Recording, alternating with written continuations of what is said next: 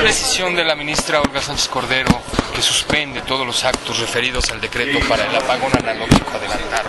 Bueno, es un proceso jurídico establecido en la Constitución y en la ley. Es un proceso de prevención o de resguardo. No hay una determinación en definitiva y eso deja las cosas en el estado que guardan hasta que ellos puedan tomar una determinación. Es decir, está en el ámbito de la Corte, se tendrá que valorar y analizar, pero no hay una decisión definitiva que ha cancelado si es válido o no ese acto jurídico. Es un proceso normal, se determina por parte de la Corte aceptar y tomar una determinación.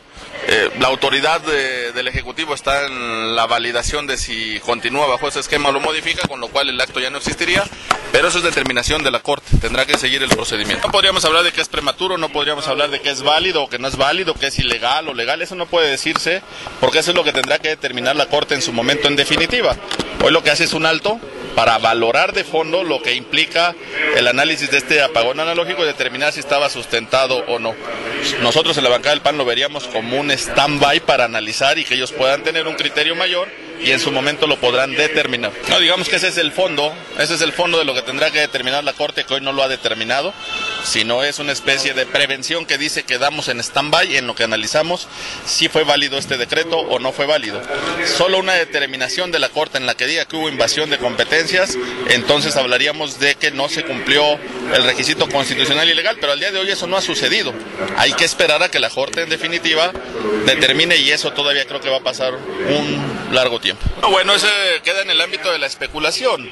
Lo que en la bancada del PAN rescataríamos es que esto es muestra de que vivimos en un Estado democrático, con muchas fallas todavía, pero al fin y al cabo un Estado democrático que tiene instituciones sólidas. Si alguien cree que no había facultades para hacer el decreto, si alguien cree que hubo interés electoral, pues lo debe de llevar a las instancias. Eso es lo que debemos celebrar hoy. La Corte se ha pronunciado en una etapa parcial, se pronunciará en su momento en una etapa definitiva, pero eso es parte de las instituciones que nos hemos dado y eso debería de darnos seguridad y tranquilidad.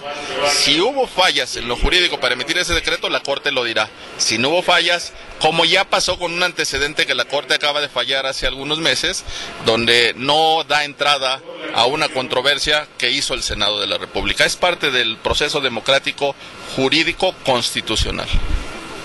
Gracias. Gracias.